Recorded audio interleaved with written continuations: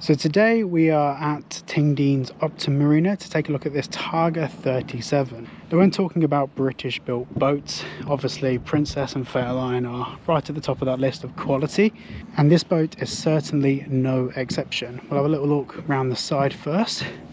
So these are known for their very large foredecks. Obviously there's a lot of space out here for sunbathing, and they're quite long boats proportionally. Now let's head around to the stern and we'll jump on board and have a little look around. Just take my shoes off. Always take your shoes off in people's boats, guys. Don't be that guy. So we'll start off with this space in here. Obviously this has been reupholstered. Originally this probably would have been white, I'm assuming, but this is a really social seating space, and this is something that Fairline do quite well. Their boats are quite beamy, quite wide, so this actually gives you a really social space to entertain, whether it's in the summer and you're watching the F1 or having a couple of beers. This is the space to do it. Now just coming up here, you can kind of get a bit of a better understanding of the scale of this. It's quite a large boat.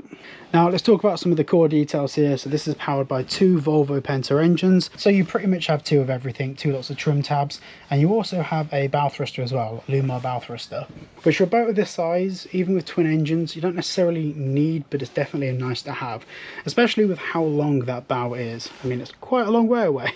Now talking about equipment, you've got all the stuff that you would normally need. You've got your Raymarine E120 back there, which is a fantastic piece of kit. Also, you may notice there's a rearview mirror on this. That's not so you can see behind you when you're berthing. That's because I'm guessing that they did a bit of wakeboarding on this, and that's so you can see who's behind you. Which I imagine the wake from this would be relatively impressive. Now this here is a little bit of storage for your paperwork and books and stuff. And on most boats, this area here, especially this era, would be a chart plotter, but instead that's here, which to be honest makes a lot more sense. You don't really need two people to helm a boat like this. Now this is where Fairline really excel and always have excelled, in their Galley and Saloon. So let's just take a little jump down, and already you can see the size, the space, and that is a big TV for a boat. So down here you can see it's really nice. The condition of this leather is lovely. It's like nicely worn to the point where it's comfortable, but it looks absolutely perfect in here. The one thing I will say is with Fairlines and Princesses, you do get the build quality. So everything from the quality of the wood, the sound insulation in here, it doesn't sound like you're, you know, in a tin can. And we're going to start in here by going to the VIP cabin. So this is, well, it's actually your master cabin, but there is space in here to walk around, a space to stand, another big TV in here. I think these owners love their TV. But it's nice and light in here, nice and bright. Not sure how well it's picking up on the GoPro, but it is very tidy in here. Also, being a Fairline, everything, all the wood is quality, hardwood. No, you know, plasterboard type materials. It's very quality. Then that brings us back out, and of course we have the heads here. So this boat only has one heads, which is your day heads, and it's also a Jack and Jill to the master cabin there. So in here you do actually have a separate toilet and shower, so it's one room there with a little pull-out screen.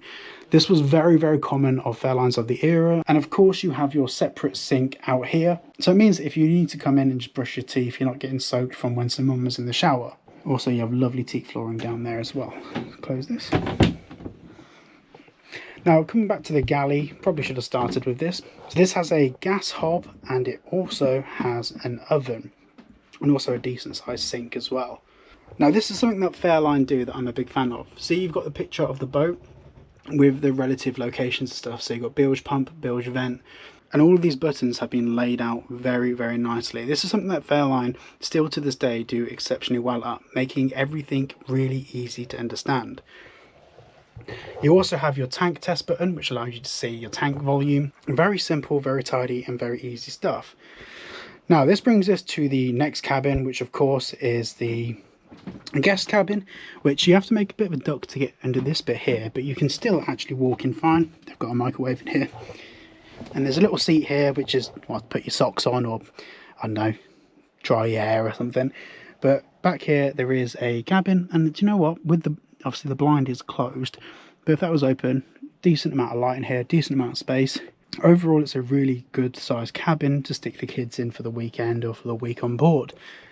There's also, of course, lots of storage. Now, this was kind of the era where Fairline was starting to explore with lighter woods. Everything before was like dark cherry woods, which is fine and obviously creates quite a luxurious environment, but it also creates quite a dark environment. With this light wood, you're not going to miss for any lighting in here at all. It's really light, really bright, it feels homely. Now let's head back up and out into the cockpit. So something I will say is that even in a marina, when you're parked in a berth, these boats feel very solid, very stable, very sturdy. This is something that Fairline have always done really, really well. Whether it's seakeeping or whether it's actually just a place to stay on board for a weekend, because they're wide berthy boats, it makes for a really good experience on board as a place to stay or a place to go out. It kind of covers all bases. I've also noticed that the current owners have put some LED light strips around here, so I imagine at night this will look very nice in here as well. And just back to the stern, we also have a transom shower there, so you can wash off after going for a little swim in the sea.